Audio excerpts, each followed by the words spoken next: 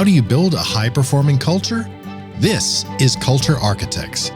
Candid conversations with extraordinary leaders sharing their biggest successes, failures, and lessons learned on their culture journeys. Here's David J. Friedman.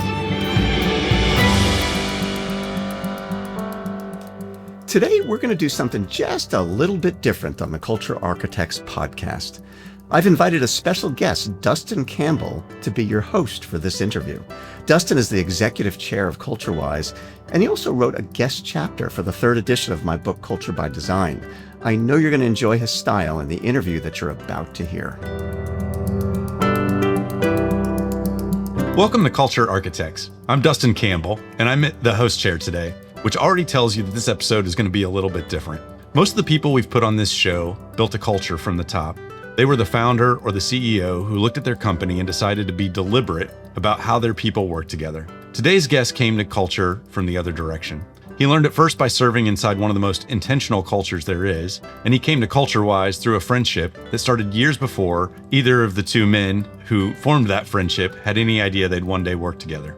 I want to set this up properly because the story is worth telling. A while back, David Friedman signed up for an Adopt a Soldier program called Soldiers Angels. The premise is a simple one. A civilian back home stays connected to a service member who's deployed. Letters, care packages, a line held open to home.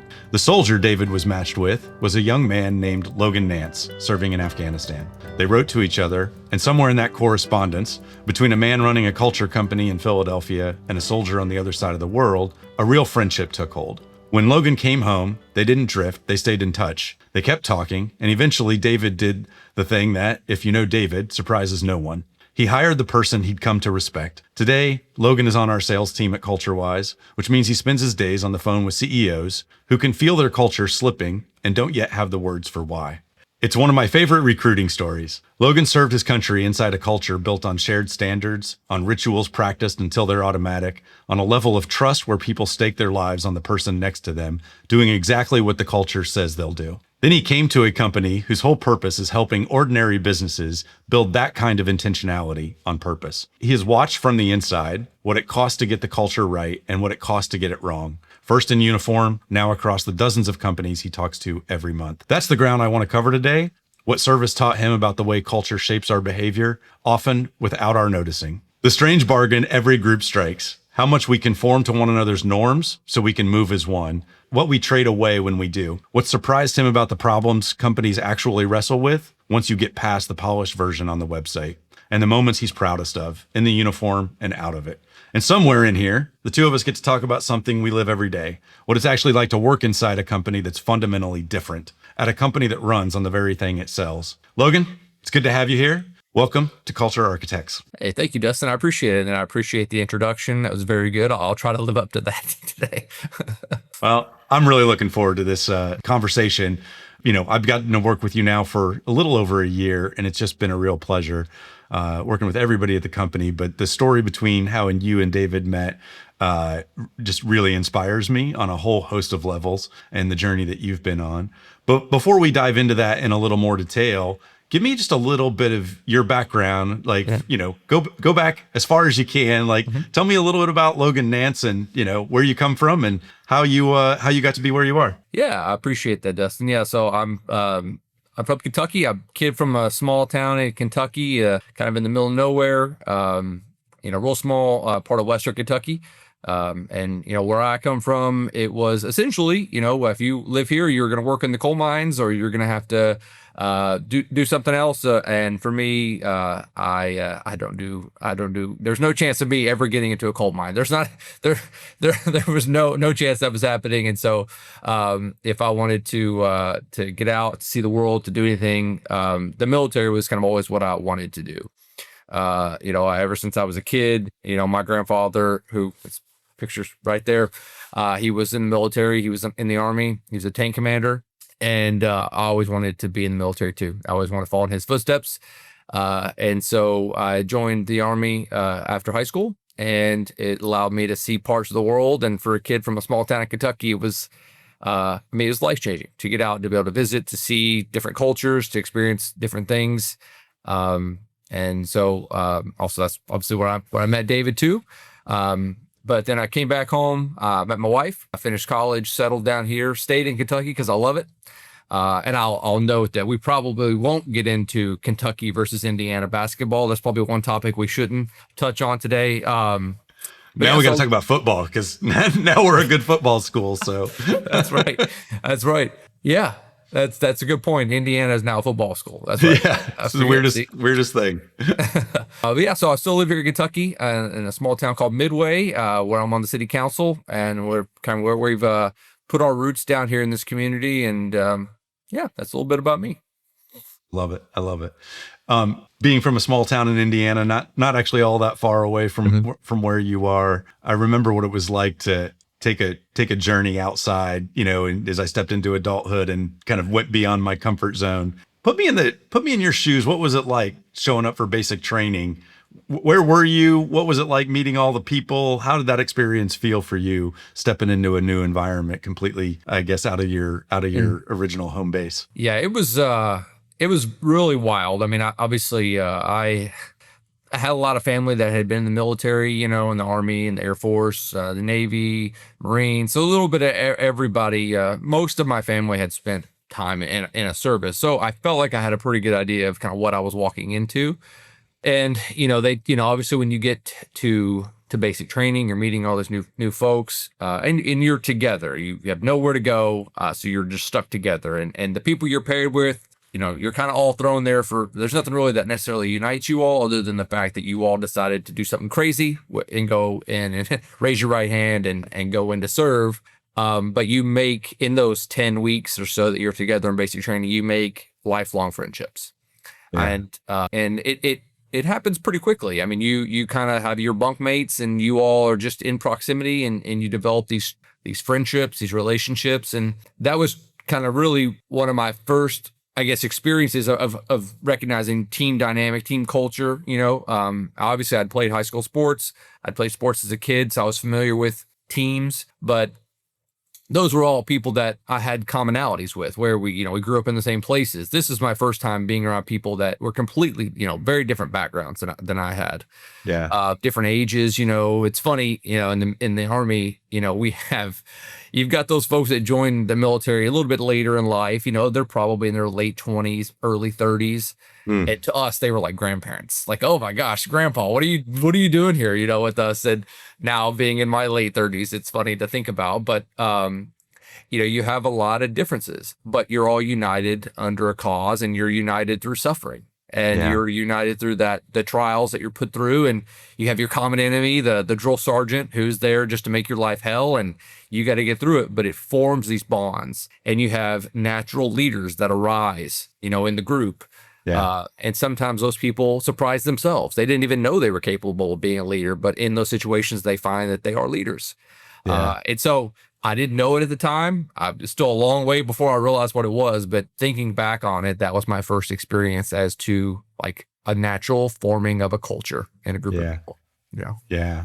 I had a similar experience in my first job out of college. Just I could sense the environment. You see what's going on. You see the people who are helping shape the culture, who are bringing it together, stepping forward. Sometimes they're stepping forward to help other people. Sometimes they're stepping forward to help themselves. And those strong people sort of, or strong personalities sort of rise to the top. Was there anything in basic training that you reflect back on now and you think, oh, they did that on purpose. They made us, like, there was a deeper purpose to bring us together in doing that the 18-year-old version of you might not have recognized as being an intentional, exercise that was being done. Yeah, I think, when I first joined the military, there were some people in my family, I think, that were a little bit surprised, not because I was going in, because I'd always wanted to. Obviously after 9/11, which is very formative for myself and for everybody, I basically made the intention at that point that I'm going in.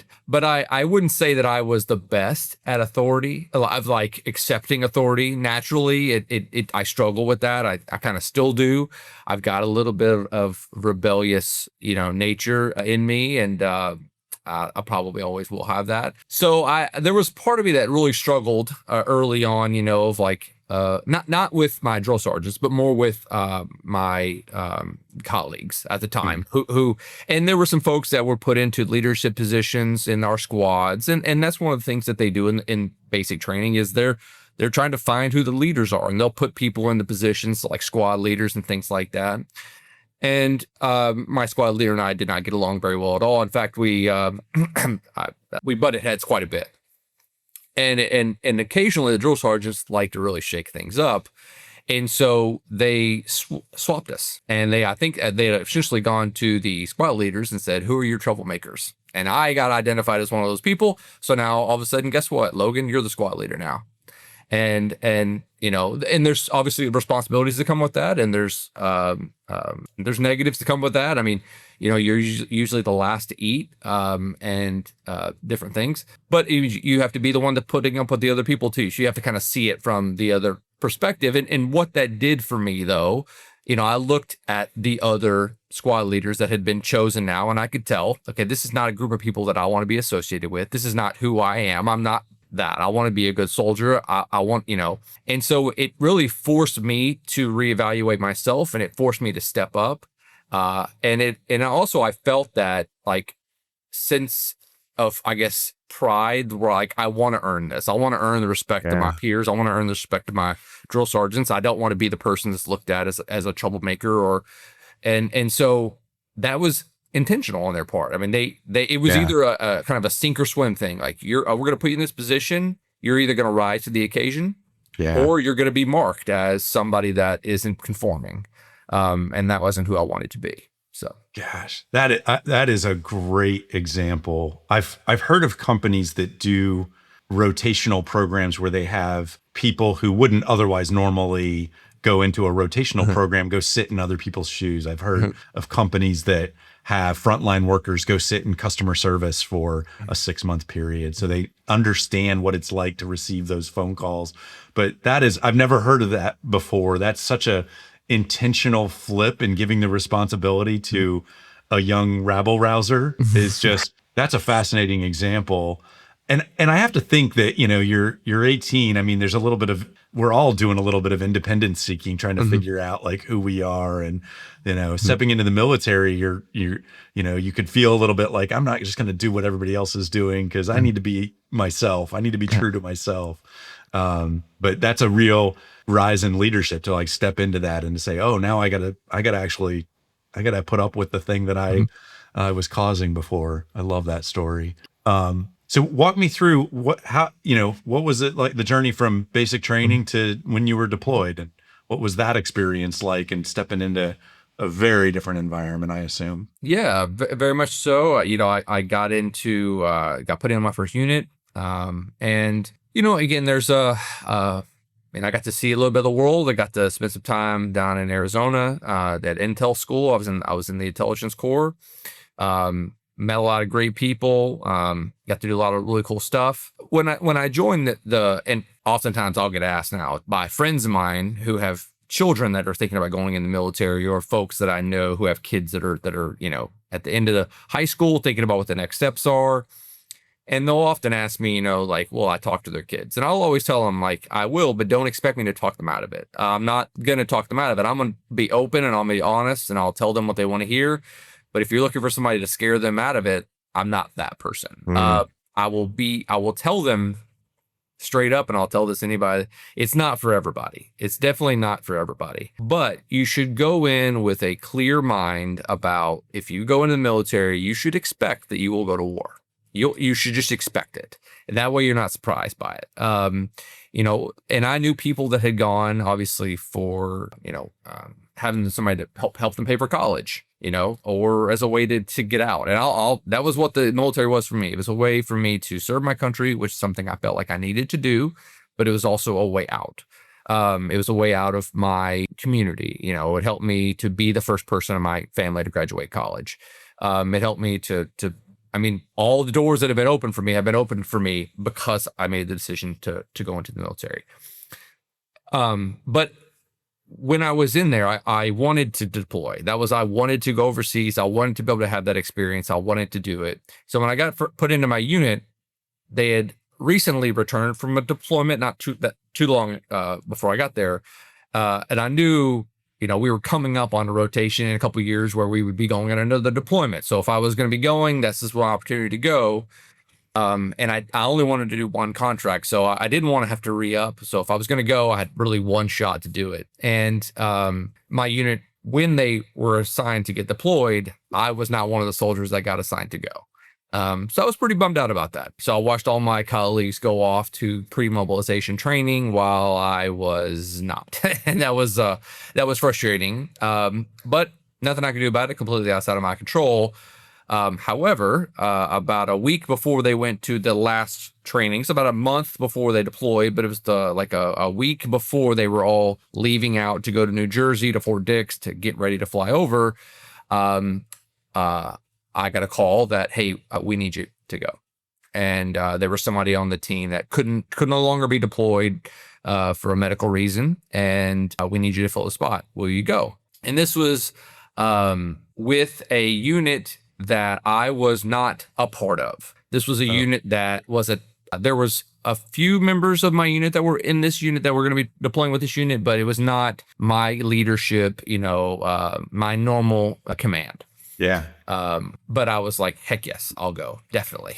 So I had to make a lot of quick decisions around the house and everything. And then I left after Fort Dix.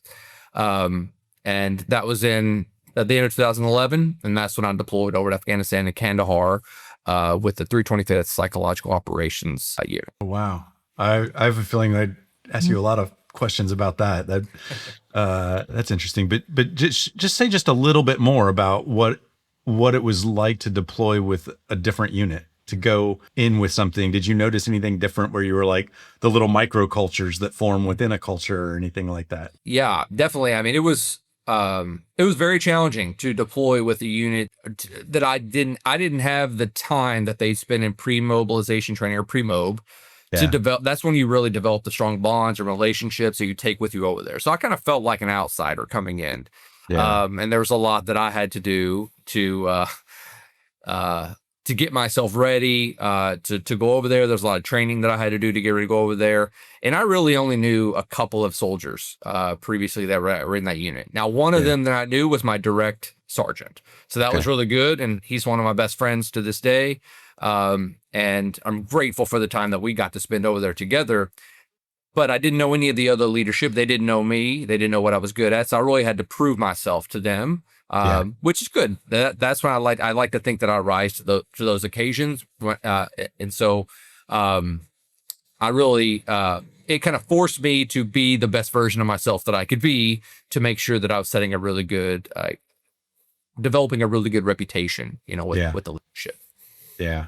Yeah. You have to be alert and really paying attention to for sure what's expected of you and trying to fit in and adapt. I think, that happens. I think as somebody who's moved around a lot, as somebody who's worked in multiple companies, anybody who's done that knows you got to step in and you got to understand the lay of the land and what's expected of you. What are people wanting from you in order to feel safe and comfortable being around you and trusting you?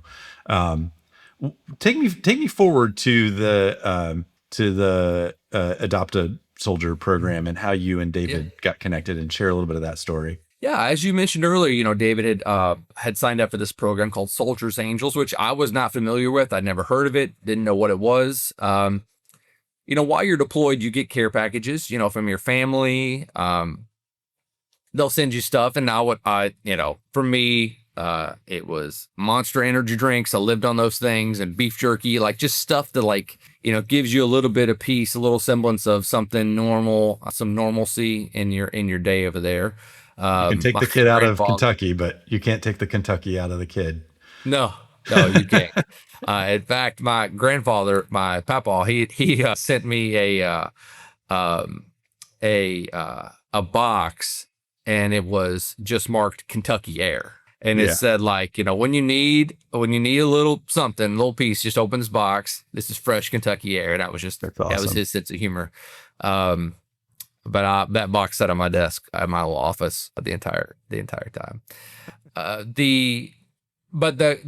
Occasionally, after a while, a couple months into the deployment, I got a care package from somebody that I didn't know named David Friedman. And it was good stuff, like peanut butter, like some really high quality items that I was like, this is great. I don't know who this is. I don't know why I got it, but this is great.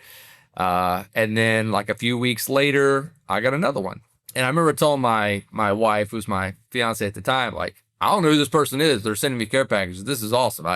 But nobody else was like getting these random packages, so I don't know how I got so lucky, but it was cool. But and he'd write letters. There was like letters and notes, and in one of the care packages, I found out that he'd signed up for this program. But I didn't have any way to write him back. I mean, I didn't have accessible like letterheads and stuff like that. I just wasn't something that was really accessible to us where we were. But then eventually one of his care packages, he had sent a business card that had his email address on there. So I was able to send him an email just thanking him for all the stuff, just acknowledging that I'd gotten it. And which I'm glad I did that. Really glad I did that. David had mentioned that he wasn't even sure if I was getting it. And that was kind of one of the things that they had told him when he signed up was, don't expect them to write back. They may not be able to. Don't expect them even to acknowledge it. Just do it. And that's just the kind of person David is. He was doing it out of the kindness of his heart. He wasn't expecting anything in return. But I emailed it back, and I'm really glad I did because it helped me to create one of my best friendships in my life. It helped me into my career. I mean, because we did start out as pen pals. Like I said, just kind of, hey, thank you. We talk about sports. I mean, he's a big Philadelphia Eagles fan, so we talked a lot about football and sports. It was just a really cool thing to have that kind of connection. And then he sent me a copy of his book, Fundamentally Different, his first book. And I read it, and it was like just one of those like aha light bulb moments, that helped me to understand those things that I'd thought about before, about culture, about team dynamics, and like, how we perform. And again, I'd never thought about it that way, but it made so much sense to me about, of course, it's these behaviors, it's these norms. So I read that book, and eventually David became, like I said, it started as pen pal, but eventually became a mentor for me, and has been a mentor for my entire life since that moment. Tell the story of how you guys met in person for the first time. Yeah. So it was funny. So David being a big Philadelphia Eagles fan, like I said, we talked a lot about sports, and he says he's a ticket holder. So I got home in late October of 2012. And he's like, yeah, come on up. Come on up. We'll go to a game together. And so I got home. The weekend after I got home, I had the guys that I was just with, we went to Vegas for the weekend it was one of those things while we were overseas, we needed something to occupy our minds. So we planned a Vegas trip together, just as like, we're together every day, and we're starting to hate each other really bad. But man, when we get home, we're going to take a trip to Vegas and have a lot of fun. And so we did that. And the weekend after that, I was flying to Philadelphia to see David. And my wife, I think, was like, what are you doing? You just got home, and now you're doing all these trips. But it was awesome. So I flew up to Philadelphia. I got to meet David and Catherine, and I stayed at their house. We went to an Eagles game. We got pizza, as David and I always do, which has become a tradition. Anytime David and I get together, there's going to be pizza involved. That's just what happens. So you got to go to a game and just had a great time. And we sat, David's seats are a few rows in front of the owners of the opposing teams, and they were playing the Cowboys. So I got to boo Jerry Jones. I got to really take in the Philadelphia culture, of booing people and yelling at people. It was great. You didn't get to boo Santa Claus? I didn't see Santa Claus, but I would have booed him in that moment, probably. Yeah. I love Philadelphia fans. They're fun. Exactly. That's great. That's great. I love the story of how you guys came together, and how you ultimately came to work at CultureWise. So you didn't come to CultureWise right away. David had to like recruit you a little bit. Is that right? A little bit, yeah. It wasn't because I didn't want to. I just I had to finish college. I had and I got my first job. At that point, CultureWise was really just getting off the ground. It started obviously as an idea. And I feel fortunate because, David and I would talk fairly often, once a week, once every other week. And I got to hear from him about, how the company was starting and the teammates that he was bringing on. And I think we both, or certainly from my perspective, I knew I always wanted to work here. I was like, that was always part of my plan, was at some point, David's going to say, I'm ready for you and I'm going to jump. Yeah. And so I looked at it like my early career was just me getting the skills that I felt like I needed. I needed some maturity. I needed to be able to, just be good to get good at being a corporate or like in a real world, not military. I had to kind of get rid of some bad habits and then, create some new habits. And eventually the time came for David to be ready. The problem was the first time around, I wasn't ready. We had just found out that we were having our second daughter. I told David, I never had 2 kids before. I don't know what it's like, but I know the travel that is required for CultureWise, and I just can't do that right now at that season in my life. And I was bummed because I felt like, man, I hope I just didn't throw away this opportunity, because I really wanted to work with David. I wanted to work with the company. But it didn't work out. However, thankfully, a year or 2 later, he came back around and at that point, there was no chance that I was not going to jump because I really wanted to do it. I loved everything the company stood for. I loved David and what he stands for. And I knew some of the folks that were on the team. I'd heard stories about them for years. And, I knew some characters obviously on the team. And I thought, man, this is a team that I want to be part of. And this is the opportunity to do it. So I'm going to do it. And I'm so glad I did. I want to take just a brief moment in our conversation now to share with you an offer that I think many of you will find really valuable. If you've been listening to the Culture Architects podcast for some time, you've heard me over and over again talk about how we've helped thousands of companies design intentional cultures. That process is what I outline in my book, Culture by Design.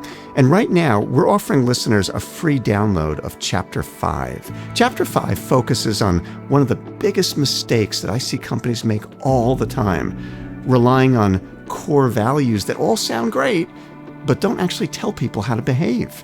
Words like integrity, teamwork, excellence, and service are important, but if 10 employees define those words different ways, well, we're not going to create the kind of clarity and consistency that a great culture really requires.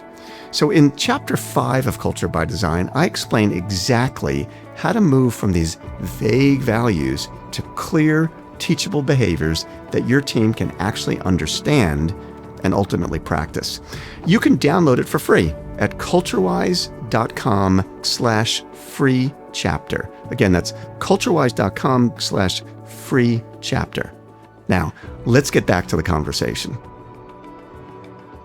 So David was not in the military, at least not that I'm aware of. And but when you think about what you learned about culture, maybe discipline, the various things that sort of go into the military, and then, you come to join David at CultureWise. And for anybody who's watched this podcast, David is,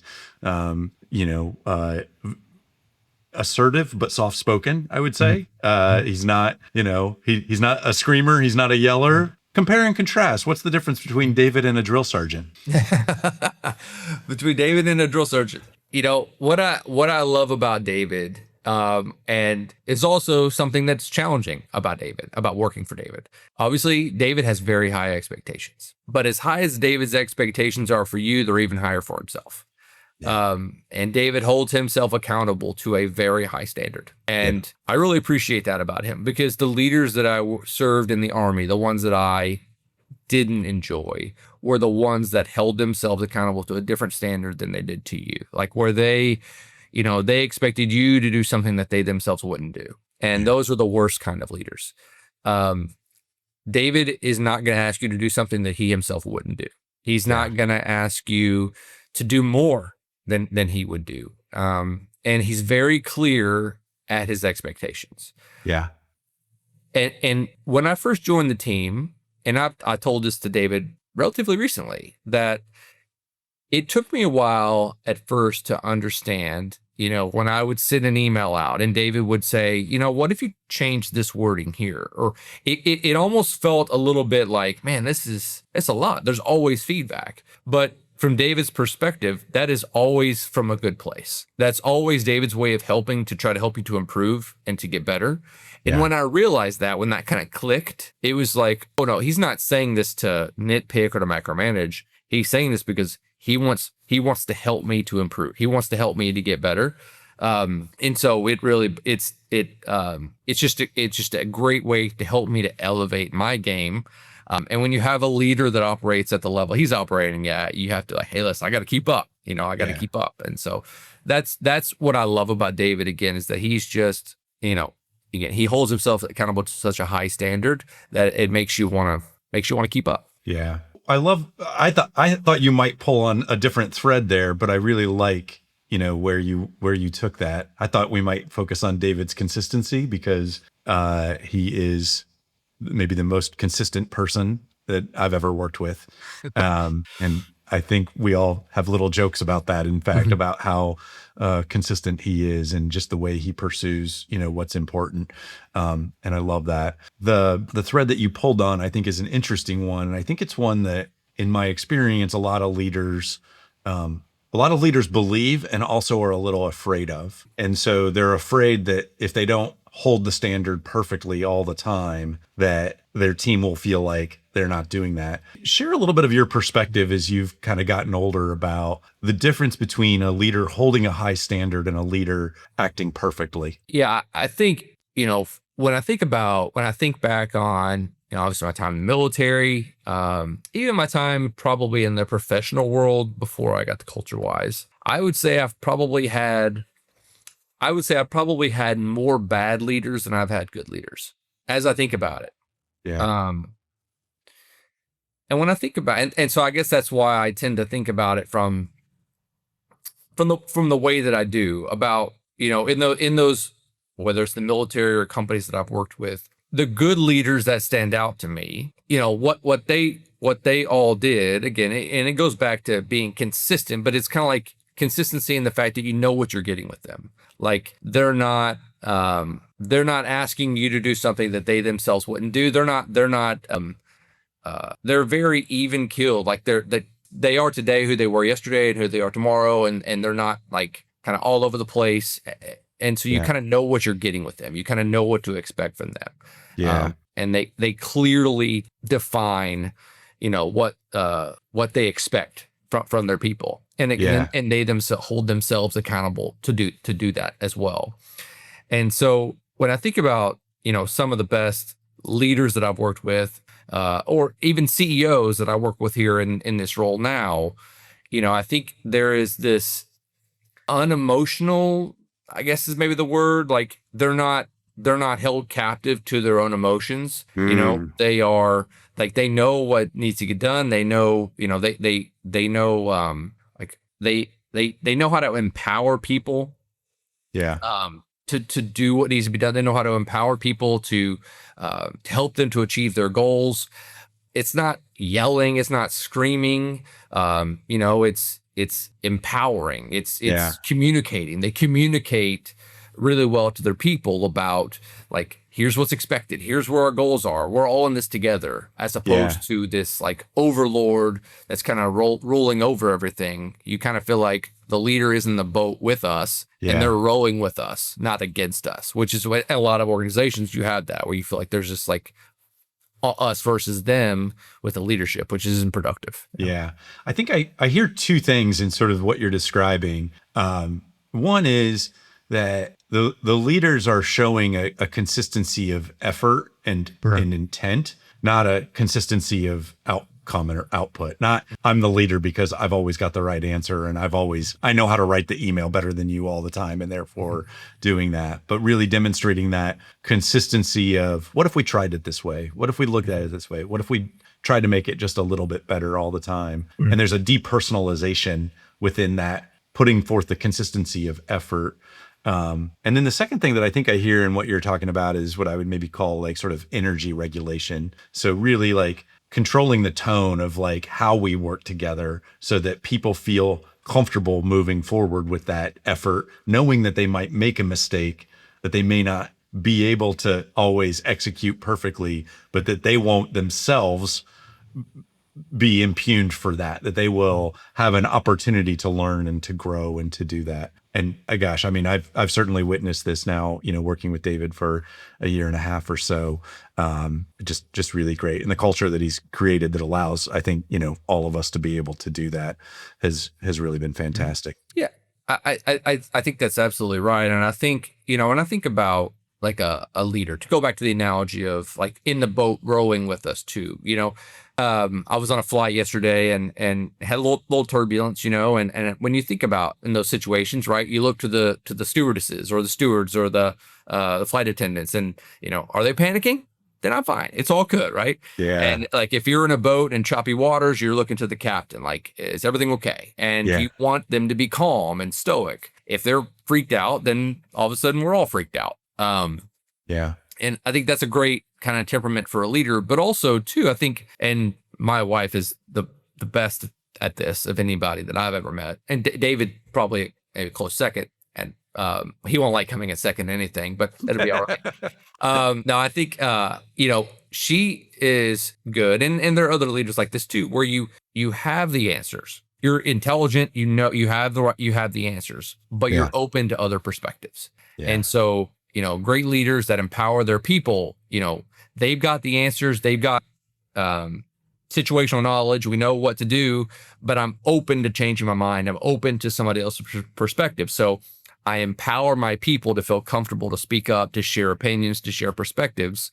And it's not just my way or the highway. It's, this is what we should do. This is what we should be doing. Does anybody have a different perspective? Can you defend it? Can you help me to change my mind? Like that kind of thing, I think is really important in a leader. Yeah, for sure. Yeah, I love that. That we always say, before we joined CultureWise, one of our core values is leadership, and we say it's found at the intersection of confidence and humility. Yeah. That ability to know I can take a step forward. I may not have the right answer, or I might think I have the right answer, and I can be humble enough to take in something more that might allow me to improve or to learn more, or to navigate this situation in a different way. I love that. I think that's a really, really important thing. I also, I do want to pull on the thread though, maybe a little bit. And this is, for me, this is a little bit personal because David is maybe one of the most even-keeled people that I know. His highs aren't very high and his lows aren't very low. I know I have a few people in my life who are like that. It's not my natural place. It's not my natural state of energy. I get really excited about things. I can get a little bit down about things. I try to monitor a lot more of the downside when I'm when I know I'm in a leadership role. But you work with a lot of CEOs now. Mm-hmm. That ability to recognize like where you are, I think sometimes can be a little bit difficult, but because also sometimes like people are looking to the CEO to provide that energy and whatnot. Do you find anybody that you've seen or in the companies you've worked with or where that can be a little bit of a challenge and where the CEO is like, all right, I know what state I'm in. How do I use that to my advantage? Understand that I'm not going to be David necessarily. What else are we going to do? And how does the process and the work that you do with CEOs and the company does with CEOs help that situation? Yeah, I think, obviously you have to have passion. Like as a leader, you can't be dispassionate. I think if you don't have that passion, that drive, then you won't have the energy to do it. It's a very demanding role. Yeah. Working almost exclusively with CEOs of different companies. Obviously, we work with all sizes. 10 people, 14,000 people, like it's different and it requires different things, but it's a very demanding, regardless of the size of the company, being a CEO is a demanding role. Everybody's looking to you for every single decision. Yeah. And oftentimes that can be because the CEO, because of the decisions they make, everybody looks to them for every decision, and that can be a drain on the energy. And that's a mistake that I see a lot of CEOs make is that, okay, when you're a smaller company, your hand is in every decision for sure. Yeah. But as you grow, that's not sustainable. That's not sustainable for you. It's not sustainable for the company. Yeah. And you'll never be able to scale what you're doing if everything relies on you to be the person that's making all the decisions. But you have to have that passion. You have to have that energy just to get up and make all decisions you got to make in the day. When I think about some of the best CEOs that I've worked with, like in the company, and I am blessed. I've got to work with some really cool companies with some really cool leaders that I've been in conversations with, and I'm thinking, man, you're just on a different level, But those are the people that I try to learn from. I'm trying to learn from everybody, obviously, because everybody's got a lot there's a lot that I don't know. So I get to learn a lot.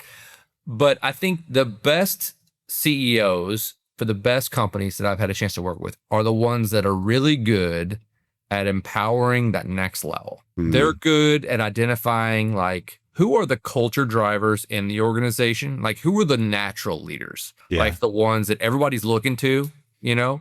And they're really good at empowering those people, whether that's as managers or whether that's some sort of, succession planning on their part, or it's just natural. Like, hey, these people are the people that other people gravitate to, so I want to get them on board.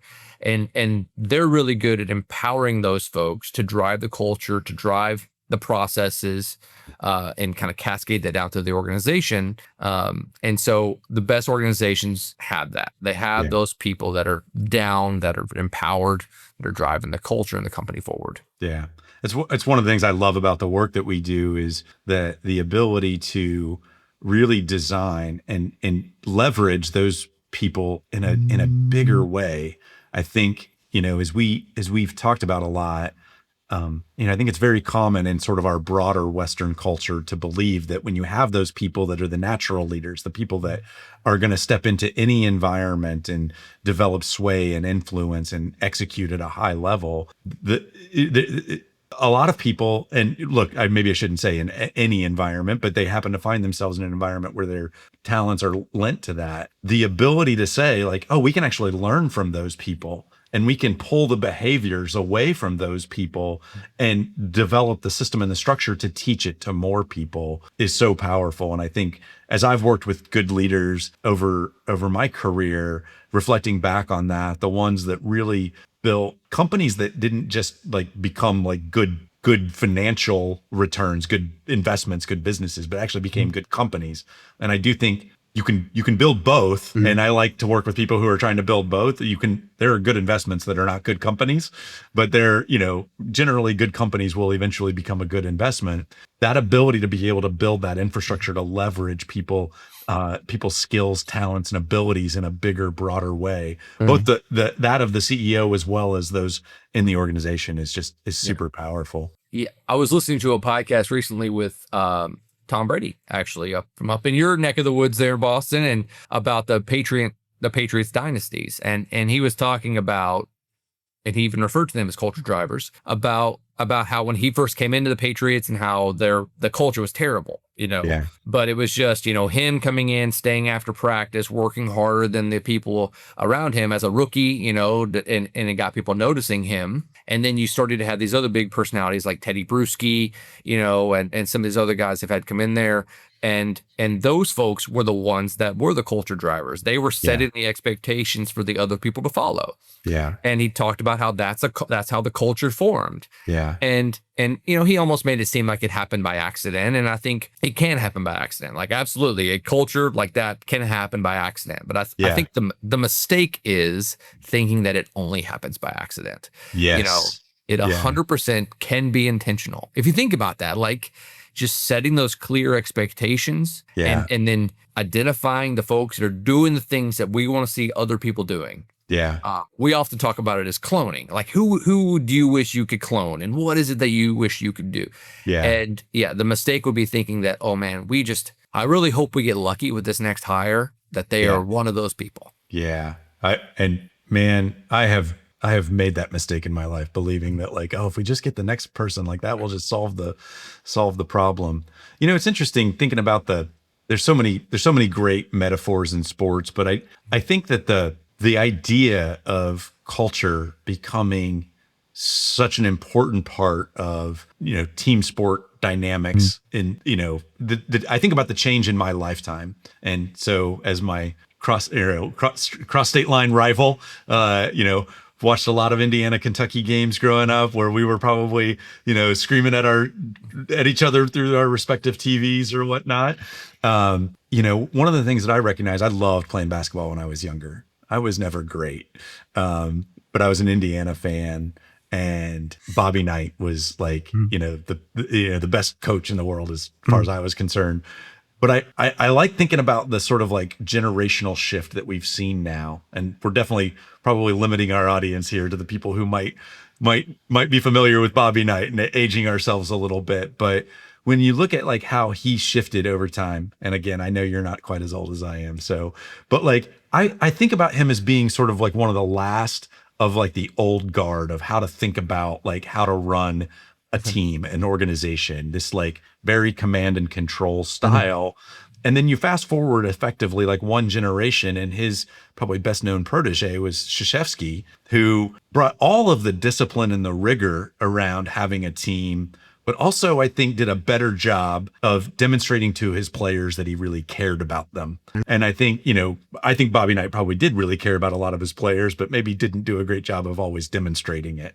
And as we fast forward today, when you talk to, whether it's the New York Knicks, whether it's the now Indiana Hoosiers football team, whether it's, Tom Brady talks about the culture, like all of these folks, brought this word to the forefront, talking about the culture that's created and how we set a standard and people know what's expected and they raise the game of the people that step into that. I really like thinking about how that's shifted and how we're seeing a similar shift in companies adopting this.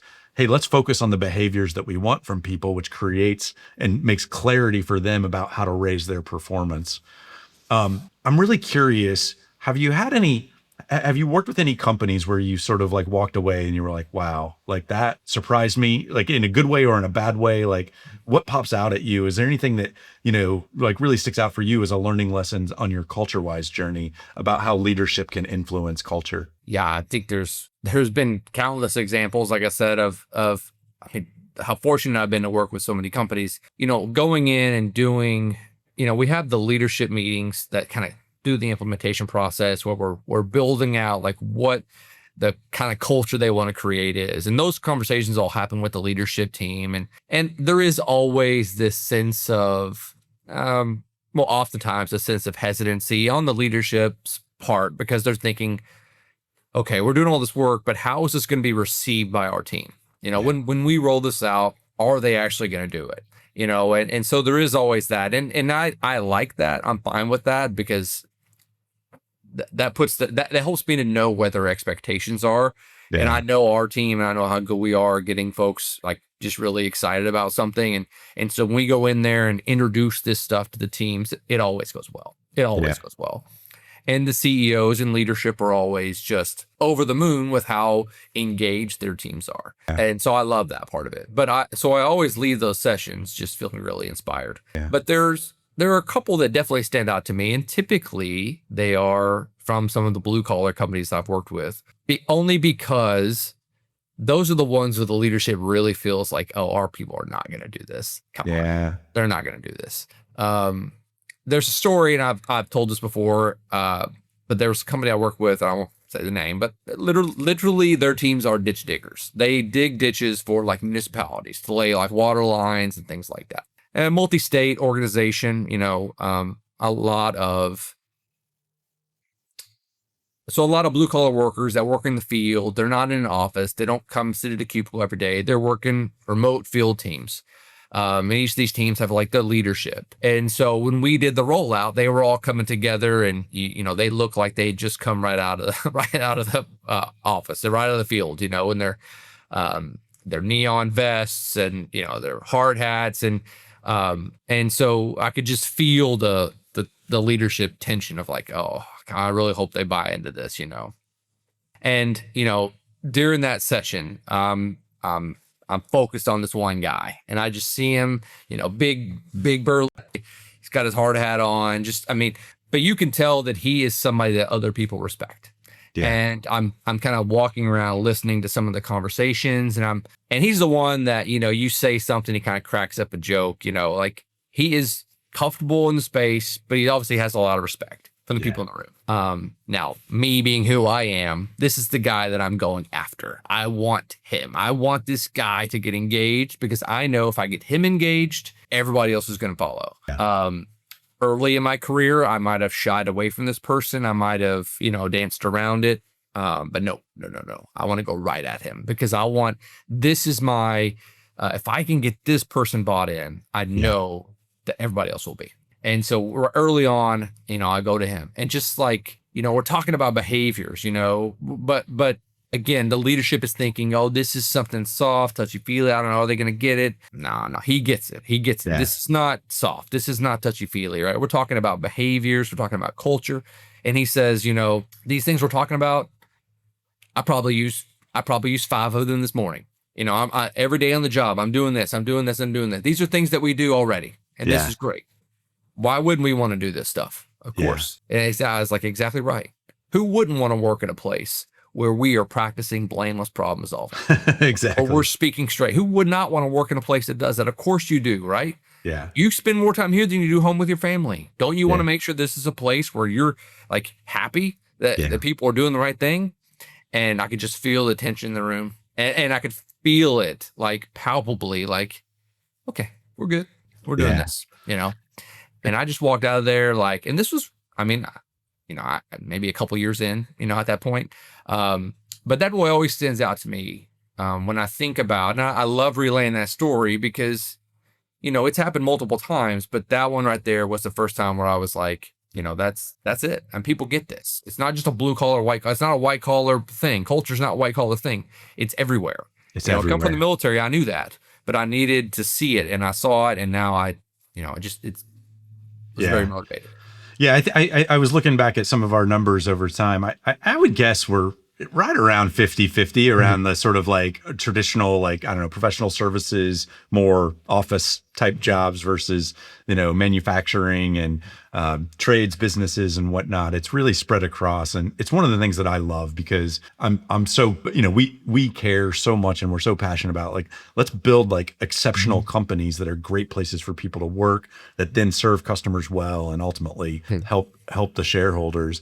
I love the way you just sort of like brought that together and talked about like the architecture in what we do is less about telling people what they should be doing and more about highlighting the things they're already doing really well and making it much more accessible and much easier for other people to learn, adapt, and bring each other along on that journey. And in my mind, like that's the architecture is like, how do we pull all those things out? Logan, I know sort of this has been fantastic. And there's a bunch of different threads that I'd love to, pull on and explore here more. But maybe a good place for us to sort of end and to sort of think about this is you formed a friendship with David through a relatively, unconventional, channel. You then read his book, you got to know him, you decided to, come and work for him. What does it mean to you to sort of like carry forward the work that David has done to places where David isn't even involved and isn't a part of it? Tell me just a little bit about like what that impact has, for you. Yeah. Well, getting to work with David was something I always wanted to do. Obviously, when I wanted to join the team, I have so much respect for him and what he stands for. I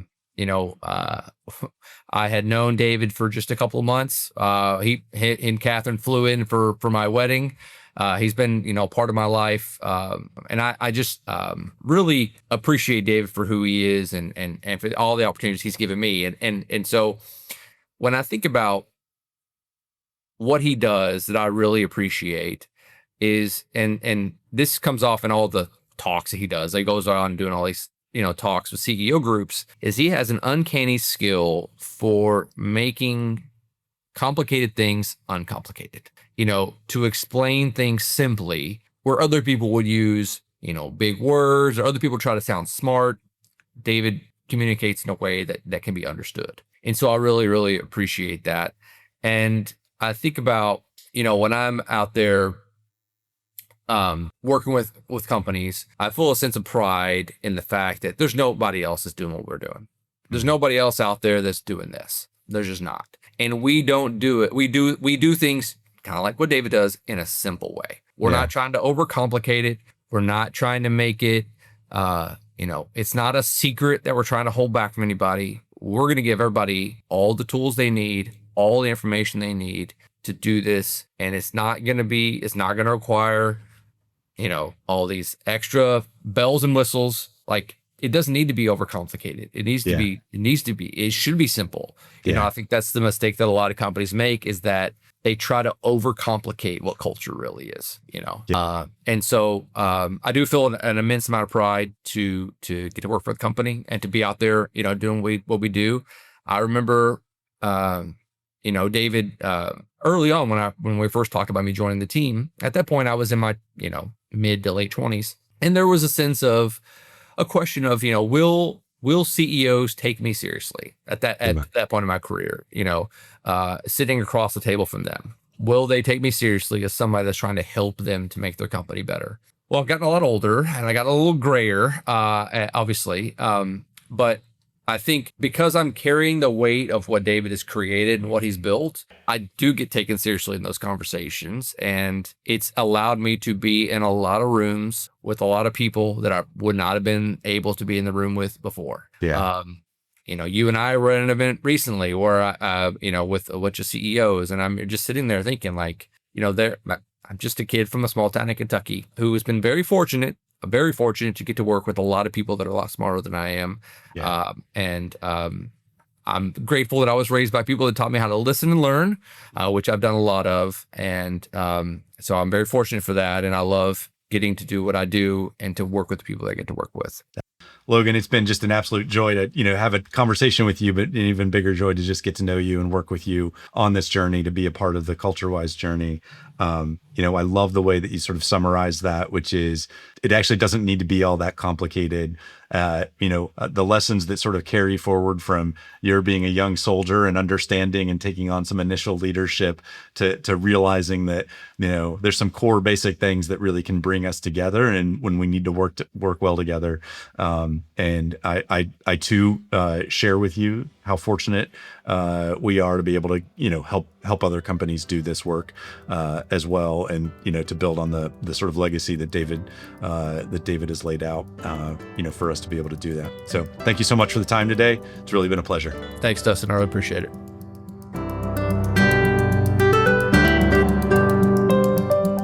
And that wraps up today's episode of Culture Architects. If you're enjoying these conversations, subscribe on your favorite platform and also consider leaving a quick review, and that way other culture-minded leaders can find the show.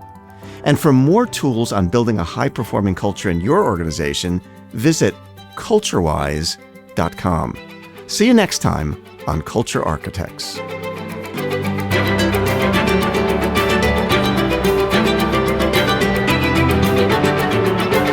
This has been Culture Architects with David J. Friedman. Join us next time for more insights and wisdom from great leaders in all walks of life. To book David for your next event or to learn more about his writing, speaking, or consulting, go to davidjfriedman.com. Culture Architects with David J. Friedman is a production of CultureWise.